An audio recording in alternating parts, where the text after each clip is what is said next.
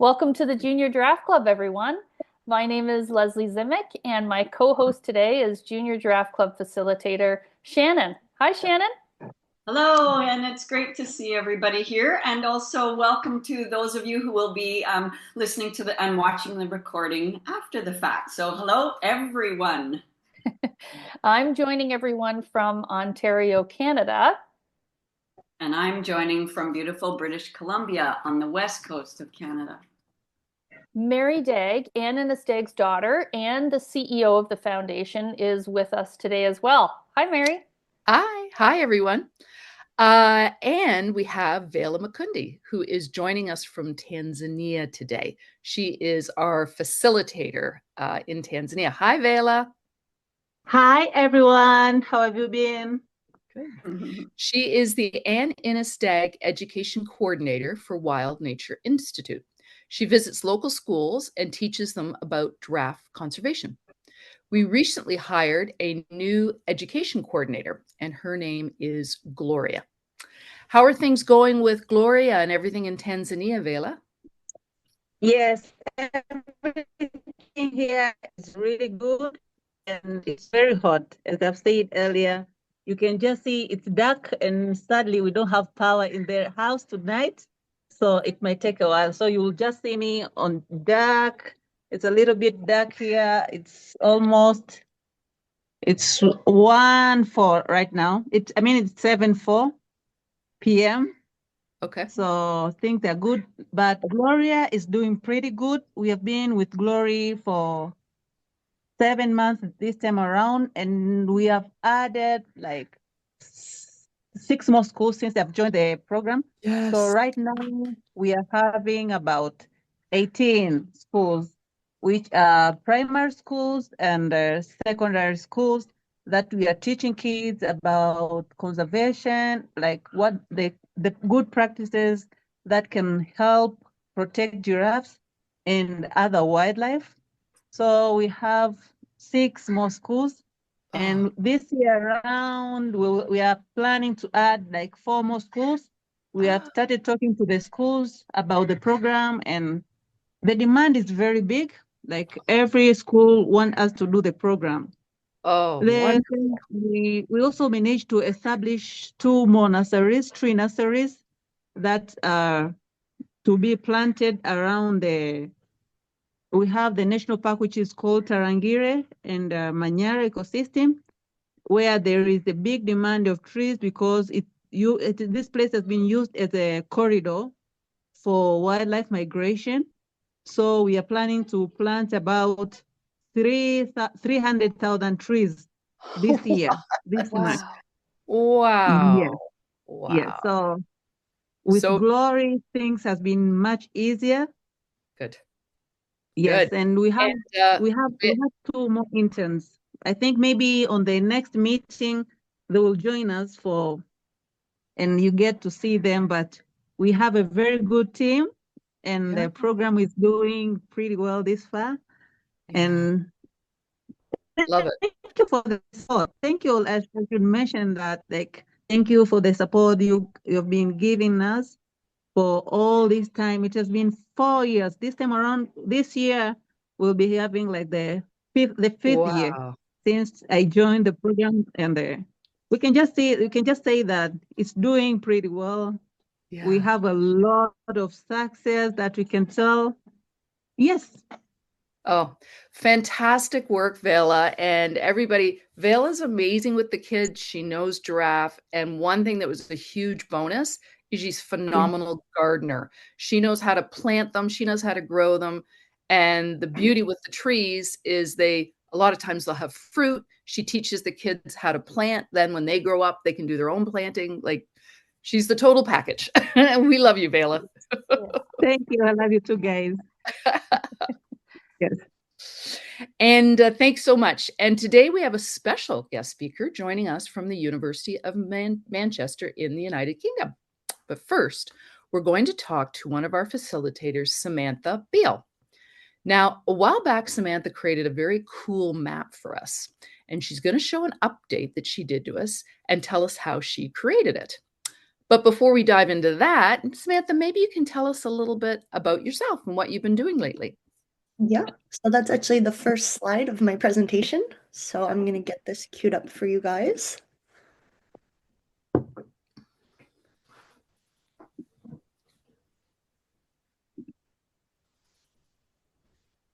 We can see it? Yes. Yep, looks Perfect. great. Yeah, so hi everyone. As Mary said, my name is Samantha and I'm one of the facilitators here. And today I'm just going to show you where in the world we all joined from. But to get started, it's been a little while since I've been here, so I wanted to just give a quick reintroduction of myself. So I'm currently doing my PhD in biology at the University of Dalhousie in Halifax, Nova Scotia.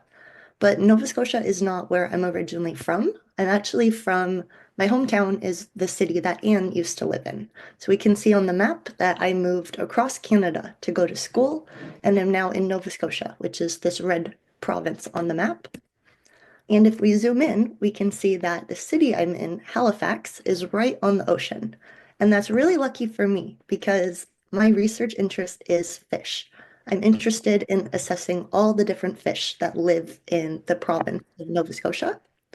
But that being said, I do like all animals.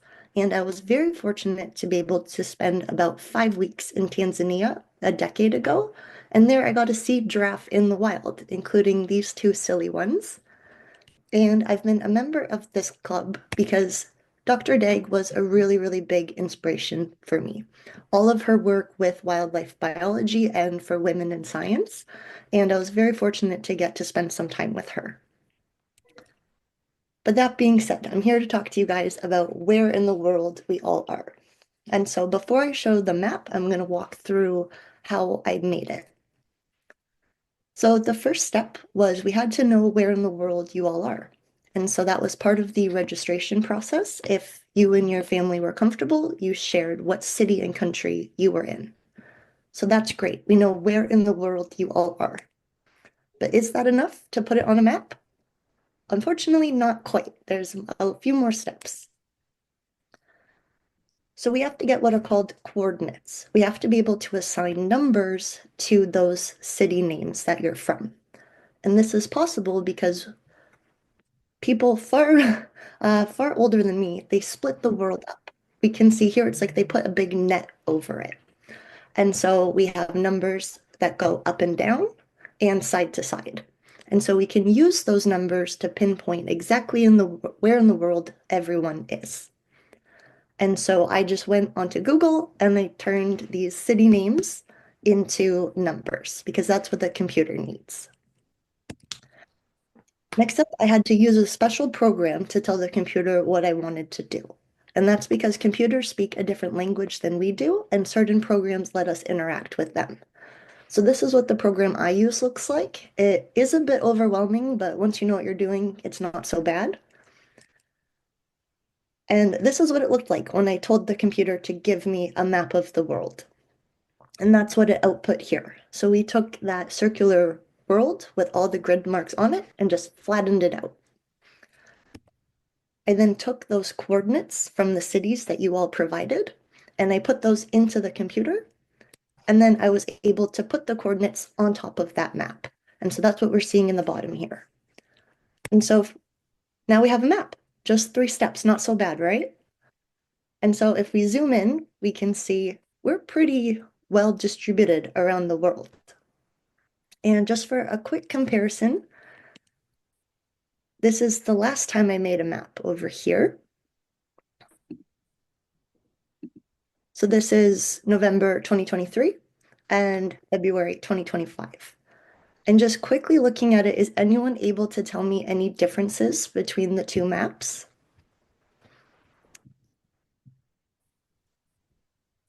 I know it's a bit hard to see, but now we have a member here in Spain. Oh, yeah. We have someone up here in Alaska. Ah, And we have more down in California and a few more in this part of North America. nice. And so what's really fun about making maps, and this is just the one from this year, is they're super customizable. Because if we look into it, it's quite messy here, right? We have a lot of overlapping circles because we have a lot of members all in the same place. So then what I did was I said, how can we make this a little bit prettier? And so I changed the circles to have a size that represents how many members are there. So in looking at it right here, this is where the city that has the most members, and that's Toronto, Ontario. But we have a lot of members out here on the West Coast.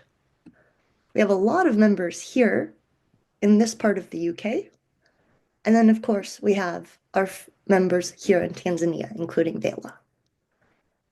And so, thank you. That's where we all are. And thank you for providing your information so we were able to visualize it. Awesome. Love it. Thank you for sharing with us, Samantha. It's always so nice to see how widespread our club is, but that we come together with this common interest, our passion for giraffes and conservation. Shannon, can you tell us about our guest speaker? I will, but I just noticed Lydia had her hand up. Did you have great.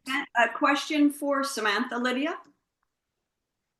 No, but about Aaron Dag. At school we're doing a biography thing where we kind of have to like we're standing up in front of the class and like creating a sheet of paper thing on person that was well known, and the person I chose is Anne Dag. Woohoo! Thank you so much. That's awesome. Oh, thank you. Thank you, Lydia. That's awesome. She needs all the love she can get. Yeah. Well, our special guest this month, as you know, is Jessica Granweiler. So I'm really excited to introduce her. Her passion for giraffes and their behavior started in her undergrad when she was doing an internship in Limpopo, in the Limpopo region of South Africa, where she was studying giraffe social behavior. And after that, she promised herself that she wanted to be a part of the research team that studies this iconic species. So with that determination, she started her PhD in 2021 on giraffes and she's looking at how they adapt their behavior and their physiology to challenges in their natural environment, such as really hilly terrain, human activity, as well as seasonality of food, when it's available and when it isn't. So I'm so excited. Now let's hear more about this interesting research. Thank you for joining us, Jessica. Well, thank you so much for such a beautiful introduction. Hi, everyone. It's lovely to speak to you all, and so happy to meet so many people that are passionate about the same amazing species than I am. So I'll just quickly put up my presentation. And then, look, hopefully everyone can see that okay? Yes. Yes. Yep. So as Shannon explained, I am here to talk to you all about some of my research that I've done on giraffes as part of my PhD, which is a degree that I'm doing in England. So I'm joining you from England, one of those dots on the beautiful map that you showed us. And some of my research is trying to understand where giraffes like to go and where they don't like to go. And more precisely, do they like to go where mountains are? So as we often see, giraffes like to be in these big open grasslands that are really flat, as you can see on this picture. And they can just walk about, have a happy life, feeding from one tree to another. But actually, as part of the natural environment, there's a lot of hills and mountains, as you can see in the background in this picture. And giraffes can spend some time avoiding them, but most of the time they actually have to utilize this space because they have to cross from one side of the mountain to the other to get food or water. And we wanted to understand, can giraffes climb mountains, or what is too high of a mountain for a giraffe to climb? So I just wanted to show you this quick video of giraffes trying to climb mountains to try and figure out, well, is it hard for a giraffe to climb a mountain or is it not? So this is a group of giraffes climbing out of a riverbed because they've just fed on this tree and they're trying to find more. So you can see this female is leading her group out of the riverbed, and it's getting really hard, and she's trying really hard, but she's getting up and out of there. And just one by one, each giraffe is going to follow her and go out. However, this big male is there and is looking, thinking, that's where I should go. And he tries to follow them, but they didn't realize he was stuck, so they moved away. And he's going to try again because he needs just a tiny bit more speed to get out there. So he turns around, goes back down, and tries a last time with a bit more speed. Will he make it? Will he make it? Oh, he's trying, but ends up being stuck again. And for this big male, he unfortunately will not be able to climb this hill, and to be able to follow the group had to go all the way around to find somewhere where it's more flat. So why would giraffes struggle to climb mountains? A bit the same reason as we do. You know, when you're walking on flat ground in the street or in your garden, it doesn't take that much energy. It's quite easy. But when you start climbing a hill to go to school or climbing stairs, it gets quite hard. You know, you get out of breath, you get tired. Well, it's the same for giraffes. It's much easier for them to walk on flat ground compared to climbing a mountain or a hill. And then for giraffes, there's another problem. There's a risk of falling because they're so lanky and long. They can fall from very high. So let's take an example. For example, this giraffe walking across flat ground to try and go to this tree. It's all fine, no problem. But let's take the same giraffe and it climbs this mountain to go and get the tree. Well, it has to go to this angle and tilt itself to climb this mountain. And as you can see on that video, not all the giraffes manage to do that, probably because there's a risk of falling off. So we were interested to see, well, after all this, can giraffes climb mountains or can they not? And which giraffes can climb? So we went and captured some giraffes to be able to put cool helmets on their heads, which does all the work for us. So this doesn't hurt them in any way. It's the same way as putting a helmet or a headband on in your hair. And as you can see, they can still see, they can still hear. And once that's put on their heads, they just get up and go and live their happy lives, feeding on trees, and they actually become our secret agents. Because by wearing these helmets, they can tell us where they're going without us having to bother them. So how it works is that this helmet that's on the giraffe sends a signal to the satellite, like a little message, which then the message gets on from the satellite to our phones or computer. And then we save all these messages to be able to then create maps. And this is a map of where this one giraffe lives. So this is all the area where it lives, where it can go. And thanks to the helmets, we can actually know where it went and create maps like this one, where all the dots are where the giraffes went. And as you can see, there's areas where they like to go, where all the dots are, and there's areas where they don't like to go, where there's no dots. And thanks to that, we can actually then make maps with different colors that tells us where giraffes like to be and where they don't like to be. So the green is where they like to be, and the red is where they don't like to be.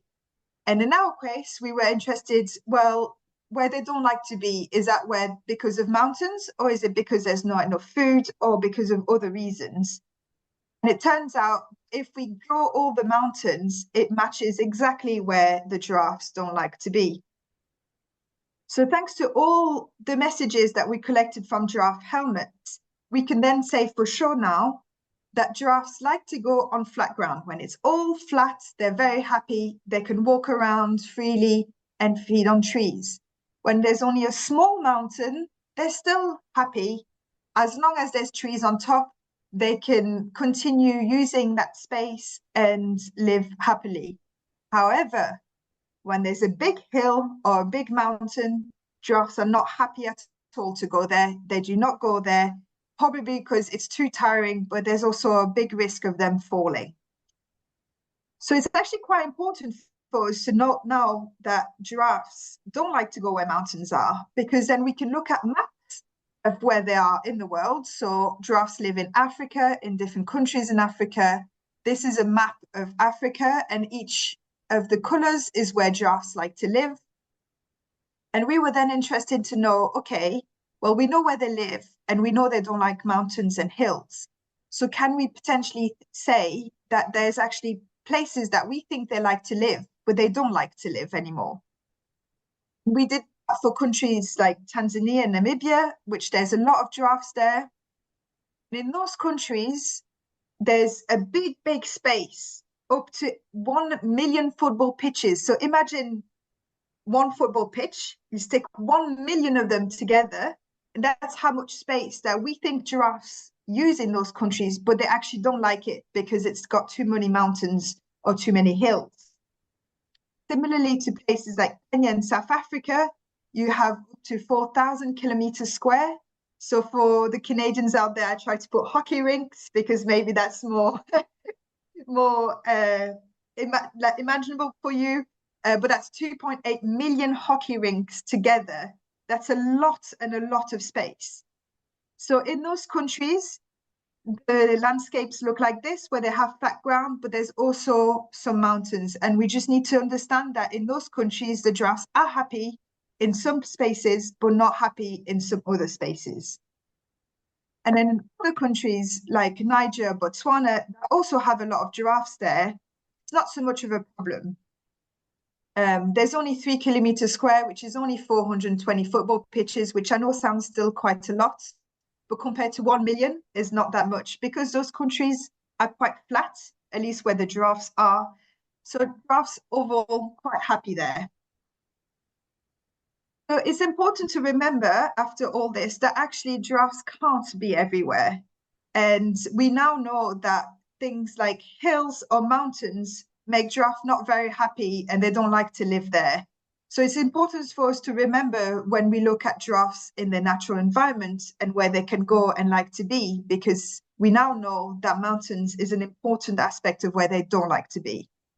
And you can see on the right, that's an image from giraffe translocations. So translocations is when we move giraffes from one place to another, to increase the population, for there to be more giraffes in places where they're not anymore. And so far, we did not include mountains as an aspect of that, as something important for us to recognize when moving giraffes. But now with this research, we need to understand that it is important, that we can't move giraffes everywhere. And we just need to remember that. So after all this, I will take any questions if any of you have some questions on what I've just talked about. And thank you very much for listening. Oh, thank you so much, Jessica. Those videos were absolutely fantastic. And the secret agents with their headband helmets, that is, I love it. I love it. How interesting, and what important data that you're getting from that. And I must say, before we get to Lydia's question, she has her raised hand. I must say, I thank you so much, being a big hockey fan, for your extra effort in the 2.8 million hockey rinks for the area. I really appreciate that. But I was just going to say, before we get to the questions, that Dr. Anne Stagg, she was very cognizant in 1956 when she was observing giraffes in the wild, and recording their behavior. She was cognizant that human behavior may influence giraffe behavior. So it impacted her research and how she did it, such as sitting in her car so as not to alter their behavior. And so I was wondering, when you were doing your internship in Limpopo, what behavior did you see giraffe do that most intrigued you? That's a very good question. So when I was doing my internship in the Limpopo, I was quite lucky to join a reserve where the giraffes were habituated to our presence. So as long as we keep a safe distance, they would be happy to just continue and do their behavior, which is very important, like you say, when you do study behavior, because you want to know how they act naturally. And you being there is not always very natural to them. So in our case, there was people that spend a lot of time making sure the giraffes are comfortable with someone watching them while they did their behavior. So therefore, I was quite lucky to witness quite a lot of natural behaviors. And one of the ones I liked the most was sparring behavior or necking behavior, which is kind of play fighting between some of the males where they lean against each other and then they swing their necks to try and mock like as if they're fighting, but it doesn't hurt them in the same way that fights would. And it's just essentially like a play, like a game for them to decide who's the strongest without hurting each other. And it was very cool to see the personalities of the different males, of the ones you could tell were just letting the younger ones play when they could just be walking away, or some of the ones that were always keen to challenge each other. It was really a good way of getting an idea of their world and the competition and the friendships that was between some of the males. Interesting, interesting, that playfulness and interaction. Lydia, you had your hand raised for some time. Go ahead with your question. So, about the putting those like not like harnesses, but those tracker thingies on the giraffe's head. I have a stuffy of a giraffe that can track so there's like an app you go on and you scan a QR code on the tag and then the stuffy tracks a real giraffe. Oh, very I can nice. go get it and show you guys it. Okay, and you can show us cool. some of the questions. Yeah, okay. And there's some questions in the chat. So Mary Dag asks, what would happen if a giraffe falls? That's what I was wondering myself too. Well, it depends on how high they fall. So this is the whole reason why we believe that there's certain hills they can try and go to unless they need food to be up there. And in that case, we think the reason why they wouldn't climb is because it's too much energy. Oh, Lydia, amazing. Nice. Excellent. Very cool. Thank you, Lydia. But in the case of in our research, we found that, for example, to get really technical, there was a 20-degree angle. So that's how steep the mountain was, where the giraffes just don't go at all. And we think that that's kind of an idea of a threshold for them where they feel like if they tried, they would fall. So as you can see that male on that video, he kind of had this like swinging a bit of like, I'm going to manage, I'm not going to manage. And if they fall, I think, there's anything from just, falling back a bit on his bum like that one did, especially if the soil is things like sand and he can just like slide away. Unfortunately, it can get really bad and that can hurt themselves a lot. We have had people working with us. When I explained to them my research, they did tell us that they have witnessed some giraffes dying, unfortunately, from falling, where they found some dead giraffes at the bottom and they could know because of the bones being broken. So it is a very real risk for them if they try when they shouldn't try. Interesting. So it's not like they're just being lazy. Yeah, you can really see the head and they're trying to get the momentum going, but yes. Interesting. Thank you. Mm-hmm. And Samya had a question. Would giraffes go up small hills if there weren't any trees? That's a very good question. So based on my research and the giraffes that we studied, the answer is no. So in our research, if there was no food on top of the hills, the giraffes wouldn't even try a small hill. They would just stay on the flat ground, very flat ground. If there was trees at the top of the hill, then in that case, but only if there was trees or enough food would they try small hills. And then the big hills, no matter how much food there is up there, they do not go there. Wow. And Brandy just said it was interesting that the giraffe knows to turn around, go down, and then try again. And in a follow-up comment to that, Mary Dag asked, in the video you showed, why do you think the bull giraffe could not get up the hill? Was it the size of the giraffe, the age, or maybe something else? I was wondering the same thing. So that's a very good question. I do think there's many aspects. Size is definitely probably one of the most important ones. It was a big male, so he's heavier. So one, it'll take more energy for him to go up the hill than the female that's smaller. So he'll get more tired more easily, and he'll need more food to get that energy back. So it's harder for him. But also because he's heavier, there's more chances for him, like a bit like a seesaw. If it's heavier, there's chances that, you know, he'll fall backwards more because being heavy, it's not like he's just heavy in his legs. He's heavy all the way up to his long neck and head, which means that the weight that will make him topple, well, fall over, is also up high and creates that seesaw effect that he might.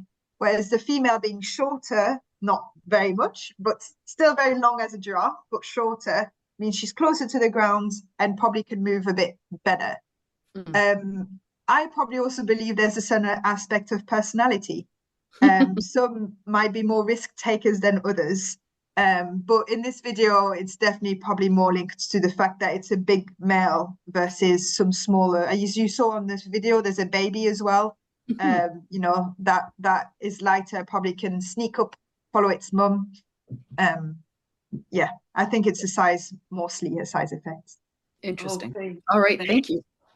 And Bryn said, do giraffes break a bone? But I think you alluded to that fact that some of the giraffes did fall, and the people saw that there were broken bones. Yes, but it's still a good question because it is still possible for the giraffe to fall only a tiny bit and then break only a leg, and that would not straight away kill it. The same way that, you know, if you break your leg going skiing, you wouldn't die from it. But however, the giraffes, they can't have casts like us. If they break their leg, they can't follow their mum to continue feeding, or they can't walk to go and find trees or water. So unfortunately for them, a broken leg is very, very bad. So even just a small thing like a broken leg can lead to very big consequences. Yes, so it's quite a big risk then, and so the animal has to weigh the pros and cons or the risks of doing that behavior. Did you notice any impact on reproduction, or like do the females and babies continue on and say see you later, or do they swing back and wait for the male, or does the male just have to circumnavigate the big mountain and catch up with the females, or are they separated? How does that work? Do you know? I haven't really witnessed it separating because I was mostly using data from the helmet, so I didn't have to be there in person. But I would imagine in a scenario, definitely that the females and the baby would just carry on. You know, if it was the fact that the baby was the one stuck down there, then I would imagine there would be a chance that the mum would wait and try and get it back. But they would definitely not wait for a male. I don't think so. Anyways. They would probably carry on. But it's a good question in a sense of, you know, it definitely, if there is an impact, a difference in males and females in the way of what they can tolerate, then, you know, you need to think about, maybe you've seen some giraffes cross, but you've only seen the females cross, and then you could lead to a problem and an imbalance in the population. That is definitely a possibility. Well, one of the things that struck me is the direct application of your work to the translocation of giraffes, which you mentioned in your presentation. And when you showed the translocation of the giraffes in the truck, there was a lot of the trees and shrubs branches in the back of the truck. Was that for them because it was a long journey for them to eat, or so that it wasn't so protecting the giraffe from the sides, or just to make it a little more natural? Do you have any idea why they had the shrubs and tree branches in the truck? No, I didn't participate in the translocation, but I do believe it's a mix of all the reasons you've said. So I do think it's probably for them to have a bit of a snack when they're traveling, but also as protection. You know, if the giraffes have long legs, if there's holes around in the cage that they're held in, they kick their way through, they can hurt themselves. So it's probably more of a natural barrier. And yes, potentially to calm them down a bit as well. I know if the translocation, sometimes if it's not very far away, they put some earplugs in their ears and a mask on their eyes to not make them too scared. Because, you know, obviously the noise of the cars, the trucks, and sometimes even helicopters that help out in the movement, that can be very scary for a giraffe that doesn't know what a car is. So sometimes for short term, they do put all this protection to calm the giraffe down. In this case, I think because it was such a long trip, they needed the giraffe to have a bit of a feel of what was going on. I've got a question for Jessica. Go ahead. Was there anything surprising that came from reviewing the results from the tracking devices that you hadn't expected or anticipated? Well, we did think that there would be an effect of how steep, well, that the giraffes did not prefer, but we didn't expect it to be so clear cut. So we didn't expect it to be so obvious that after a certain slope and it being in some way so not steep. For us, 20 degrees is not too steep.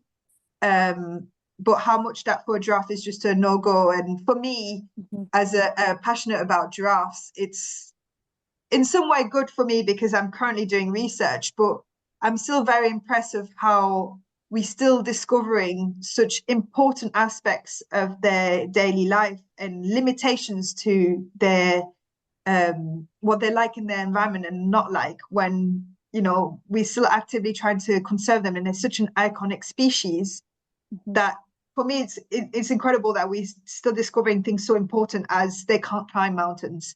We should know that, but I'm glad we don't, because then I can discover it myself. I love it. But I guess the other bit that was quite cool to see with those maps is, I don't know if you did see where in those bits where they don't really use it because it's the mountain, but what you could see though is the few corridors that they can use. So what is cool to see is this like no man's land, but then in the middle of no man's land, you get these little dots of like the corridors that they can do. And that's where it's really important to lose some GPS tracking. And that's why I really like Vinella's idea of planting a lot of trees in the corridors. And I do think that, for example, that's another thing we need to start thinking about is wildlife corridors. If those corridors are not flat or relatively flat, then giraffes might not use them. So it's another application, you know, that we need. It's just, we need to think about it. That's all. Yeah, and to think about it, and also to apply it to the daily conservation of the giraffes. I know that Dr. Dag would be so supportive and interested in what you are doing. Brandy has another question. How long was the tracking done, and do they go back to certain spots after time? And I was wondering how long the helmets last. That's a good question. So it depends on the type of helmets. Some helmets last for years and years. Some don't. Some when they have no more battery, because it all works with the battery, a bit like your phone. So when it stops working, it's because it has no more battery. Some of those helmets are designed to automatically release themselves when they don't have any batteries, so then you can recover them and use them again. In our case, we had some data from different places where there was different groups of giraffes. Some of the data was collected over a couple of months, and some data was collected over 2 years.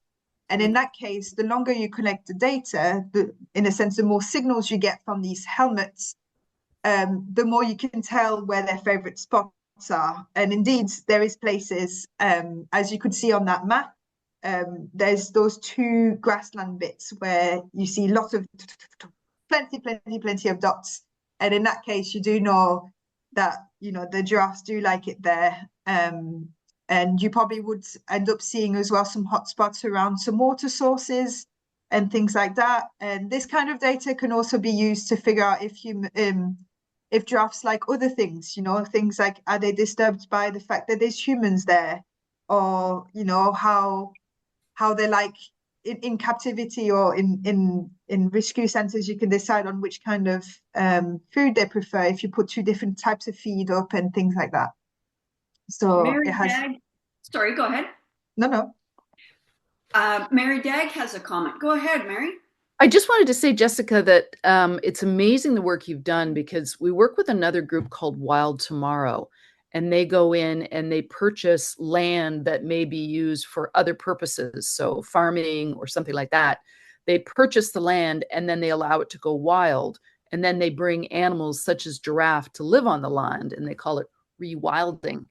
But I don't think they were even thinking about how high or low that ground was. I think they were just thinking, oh, you know, we got a hunk of land, 10 hectares, let's bring the giraffes in. So it's great that, and I'm going to make sure they have your information, that they can say, okay, next time we purchase some land, let's really understand the topography, how high the slopes are, and if there is a good corridor that they can walk through. That's, yeah, really, really important stuff. That's great. Thank you. Well, just, yeah, they're not alone in not thinking that before. As I said, it's not part of any of the translocation requirements. So when, you know, you look at all the list of things that are important for giraffes to have around them when you pick a new house or a new place to live, most of the time it's focused on, is there enough trees and the right type of trees? Is there enough water? And yeah, so far there's not been any kind of implications on topography, but I'm really glad to see that would be an application. And please feel free to give them my contact. I would be delighted to explain to them.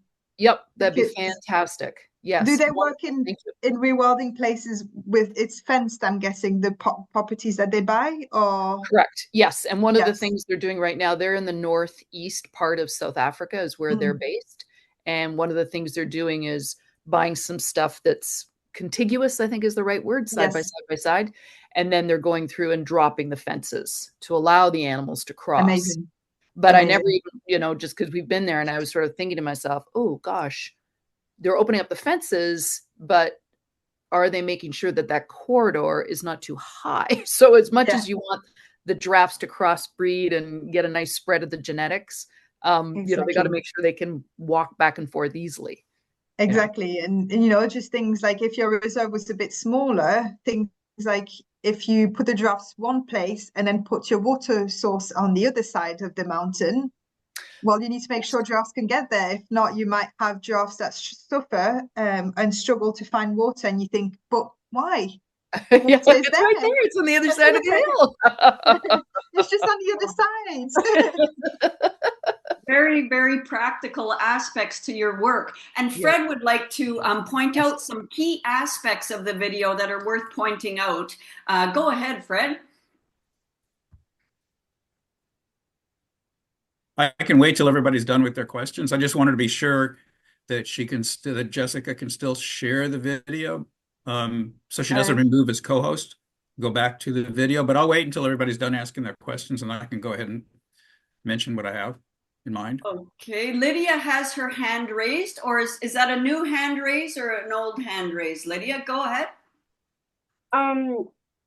So if you haven't already seen it in the chat, I was going to write a letter to Anne Dag, so my dad looked her up, but I saw that she died and I was so sad.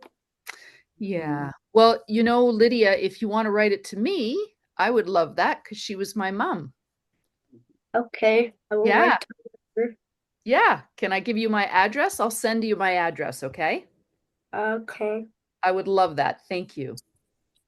And you know what the great thing is, Lydia, is that you learned about Anne and you're continuing to learn about Anne. You know, we talk about her as much as we can in our get-togethers, and then she'll have an impact on your life in that way. You know, you doing that presentation, which you had showed us at the last get-together for your class, is a great way to spread the word about all the awesome things that Anne has done. So we really appreciate that. Yes, thank you so much, Lydia. We're all thinking a lot about Anne and spreading her passion for sure, for sure. Bryn has another question. What was the giraffe's reaction to you putting on the headband? Well, at first they weren't very happy because, as you can imagine, to put the headband, we can't just ask the giraffes to put their head down for us to reach and put the headband on. Because they're so tall, compared to other animals, it would be a matter of just making them go into a closed space and then just quickly put it on and then releasing them. Giraffes are so tall that even if we managed to put them in a small space, we still wouldn't be able to reach their head. So we had to make sure they could sit down and lie down, so then we could put the helmet on securely and then push them back up, and then they can. So they don't really like the fact that we force them to lie down. But once they have the helmet on and we push them off, they run away or walk away, but not very far. They then just turn around, look at us and think, what did you do to me again?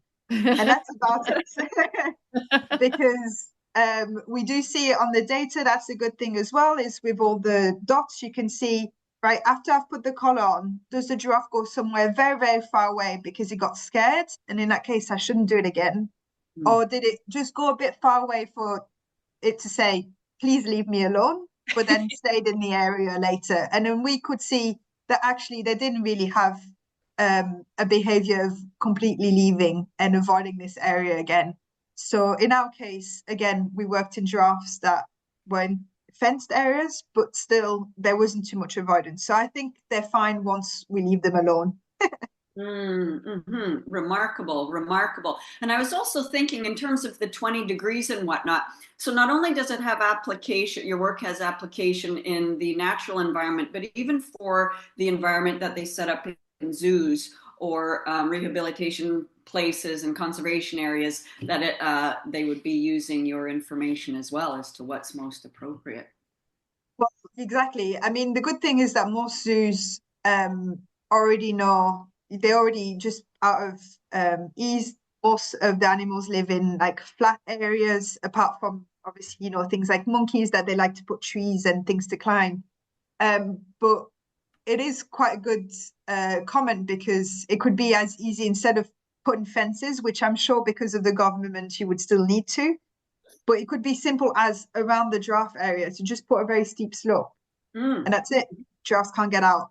Brilliant. The same way that, you know, in my work in Africa, I was amazed to see rhino fences where it's fences as per se, where it's just a wooden block and then this much gap in between and then another wooden block, but with no fences in between. And I thought, well, that's not really a fence. But because rhinos are so thick and short, everything can go through but them. So maybe just the idea of putting a steep slope, it would be just enough for the giraffes to think, oh, damn it, I can't get there. Brilliant, brilliant. Bryn has a follow-up question about, what are the babies like climbing the mountains? Well, because the babies are smaller, I think they can climb the mountains easily, more easily than the mum or the dad. But that's no good if, you know, if the baby can climb a mountain, but the mum can't follow it, then the baby is not going to go there. So let's say the babies could climb a mountain that's a bit bigger than the mum. It doesn't really matter, because if the mum can't follow the baby can't go there without the mum. So, and I do think in the case of babies as well, because they're smaller, if they fall, it's a bit less bad. But like, again, they would just follow where their mum is. So luckily there wouldn't be a scenario where the baby would get stuck on the other side, because it would always be able to go where its mum can. It might just be sometimes a bit more clumsy about it. And And I wonder if there's any element of learned behavior or babies that are exposed to hills or steep inclines when they're young and agile get a little more used to doing that than if they're introduced to it when they're already an adult. Probably. I mean, there's definitely an aspect, and it would be very cool to study if, giraffes that live in Namibia, where there's a lot of those dry riverbeds that we saw on the video, if they're a bit more skillful and would deal with things that are a bit more slopey than the giraffes that live in Botswana, that are like on the maps, we just can't really find really steep hills. It's very flat. They live in those really plains because of all the deltas and everything. Yes. So, but they're probably more used to dealing with soils that are very wet and, cloggy and getting their feet stuck. So, but it would be very cool to see how each of them are better adapted to their natural environment, for sure. You're going to be a very busy person. If we can make Jess co-host again, and if you can fast forward to where on your PowerPoint where the video is, then as Professor Fred, I'll give you all a homework assignment where you can pretend to be a giraffe and you can understand the giraffe problems in climbing these hills. You can experience it personally, but I'll explain it to you after we get to the video. Now, the homework assignment you're not going to be graded on. And you might think it's embarrassing and you might be a little bit concerned about doing it. So all I can do is give you the assignment and hope that you will follow through. And you'll realize why it's tough for giraffes. So we go through to the start of the climbing, and then I'll tell you, you can fast forward a little bit. Okay, stop. Can you stop it? Okay, stop. Now, let me explain something first, and then I'll have you watch the video carefully. One of Anne's first contributions to giraffe biology was figuring out how giraffes walk. Unlike most four-legged creatures, giraffe usually walk with their arm and their leg, the forelimb and the hard leg, at the same time. So it's right foot and right leg go forward, left foot and left leg go forward. If you watch your cat or your dog, that's not how they walk. The right arm and the left foot go at the same time. The left foot and the right arm go at the same time. So what happens is giraffe have an unusual walk. Now, the reason for bringing up this video, and then I'll tell you your homework assignment, is watch the giraffe because they are not using their usual walk. They are trying to adjust to the sandy hill. And so sometimes they're using both legs. Sometimes they're using one leg forward and the other one to balance it in the back. So now, Jess, if you keep going through the video, just watch their legs and see the movement between the front and the rear legs on the hill. See the one at the bottom? See, they're trying, that's a regular walk. Then as they get closer, they're going to try to move one leg first without the other. Now they're both front, both back. Both front, both back. That's a different walk than they're used to. So in order for them to go up the hill, they have to change their walking style. Okay, thanks for the video. Now I'll give you your homework assignment. Because whether you're walking on 2 legs or 4 legs, or whether you're hopping or jumping, or whether you're a giraffe or a dog, you have to be balanced or you fall on the ground. So the giraffe have this way of walking in order to balance their body so that they don't fall on the ground. Or as we've been talking about, they might break a few bones. So here's your homework assignment, is you have to go to some stairs. If you have a 2-story house, you can use those stairs. If you don't, you can use your friend's stairs. If you don't, you can go to a shopping mall, and instead of using the escalator to go upstairs, use the stairs. And if someone says, "What are you doing?" you say, "I'm teaching you about giraffe." Because they might think that you're a little bit of an idiot to do the assignment I'm going to give you. Now, what I want you to do, and this is the assignment, is pretend you're a giraffe. And how you do that is you go to the stairs. You have to have like 3 or probably 4 or 5 stairs to climb up. Make sure you've got a few stairs. And do it the way most animals do it. So you have to be on all 4 limbs. You put your right hand and your left foot up a stair. I mean, on different stairs, but they move up. and you move up. Then you follow with the left hand and the right foot. So you're like most four-legged animals. Now you try to be a giraffe. Try it by moving your right foot and your right arm at the same time, and then climbing up the stair. And what you'll find out, I'll give you the key to your assignment here, is it's harder to balance when you do it that way. You can still balance, but it's harder. Now, the reason I'm saying you're pretending you're a giraffe is the giraffe are used to using it that way, so they're used to balancing that way on the ground. But now there's a hill. They have to compensate for it because of the hill. So what they do is they have to try to walk in a completely different style in order to get to the top of the hill. Sometimes it works, sometimes it doesn't. And you can see how tough it is, because then the next assignment, the follow-up assignment, is do it on flat ground. And you'll see that on the flat ground, remember you're pretending you're a giraffe, so you can't use your knees. You got to have your butt in the air, which is not like giraffe because their shoulders are in the air, but you have to do this because you have two legs, is on level ground, walk with your arm and your leg on the same side, and you'll see it's not easy, but you can do it. But it's a lot easier than when you're trying to do that climbing a hill. So that's your Professor Fred assignment, is to be a giraffe. You can do it at home and nobody can watch you, and that's fine. Or you can do it in a shopping mall and everybody can watch you and you can say, I'm telling you about giraffe. So you have to watch this and you have to try it, and you can spread the word about the Ann Inistag Foundation and Ann mentioning locomotion and how giraffe are an endangered species. And there's a wonderful diversity of wildlife out there, and people just don't understand this. And so you can spread the word about the Junior Giraffe Club, about how unique giraffe are, and just do something dumb and silly. And if you want, you can video it, get your friend to make a video and you can send it in and we can show everybody. That'd be fun. Oh, that's a great idea too. But I would definitely encourage everybody to try it, and you'll see the difficulty in terms of changing your usual bout. If you want to take it one step further, we evolved to balance on two legs. Sometimes it's hard to hop. It takes longer for a kid to learn to hop than to walk, because you have to balance on one leg while you're hopping.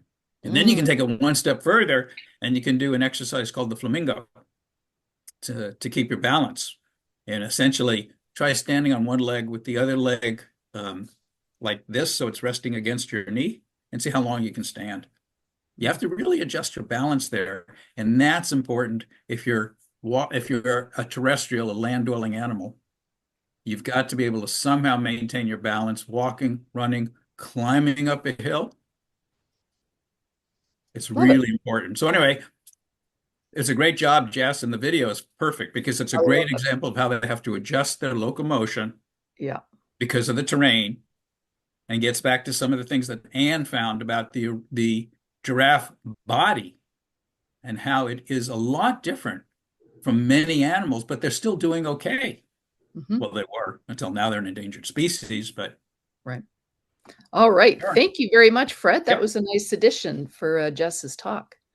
That was an amazing comment. Thank you, Fred. I'm definitely going to be able to put that in my work as well. It's a very good way. And I'm going to try that up to my stairs right now. Yeah. I want you to, the next thing I just say, Jess, is I want you to try it and see. Then you can convince yourself. It's a very good.